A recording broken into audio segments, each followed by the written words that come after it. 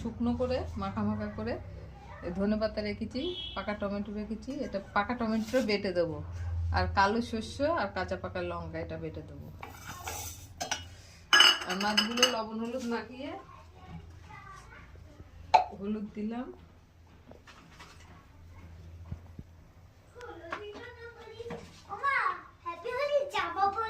হলুদ দিলাম। এবার মাছটা ভালো করে মাখিয়ে নেব। গরম করতে দিয়েছি তেল, তেল গরম হয়ে গেছে। সর্ষের তেলে রান্না করছি।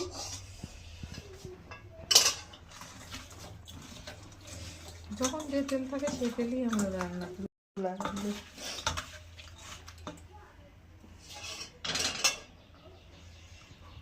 মাছগুলো ভেজে তুলে নেবো। মাছের দুটো হয়ে গেছে, সব তোলা হয়ে গেছে। কাঁচা জিরে, এই কালো জিরে আর শুকনো লঙ্কা দিলাম,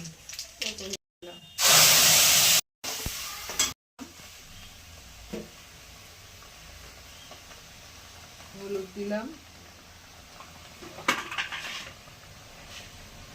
একটু চিনি দিলাম। এবার কষিয়ে নেবো, তারপরে সর্ষে আর লঙ্কা বাটাটা দেবো।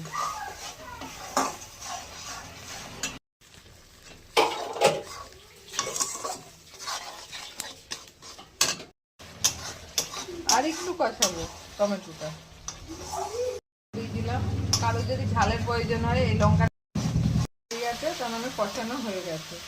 এবার কালো সর্ষে আর কাঁচা লঙ্কা বেটে রেখেছিলাম, এটা ছেঁকে দেবো।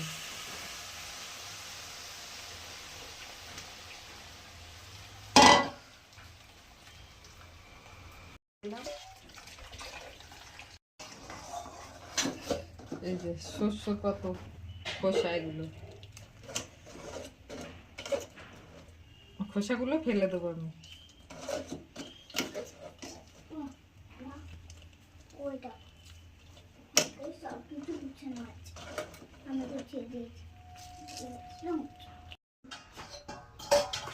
মাছগুলো সব দিয়ে দেবো একটা একটা করে।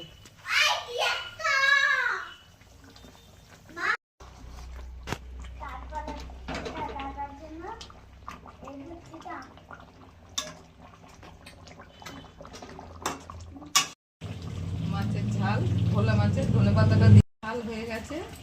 এবার নামিয়ে দেবো।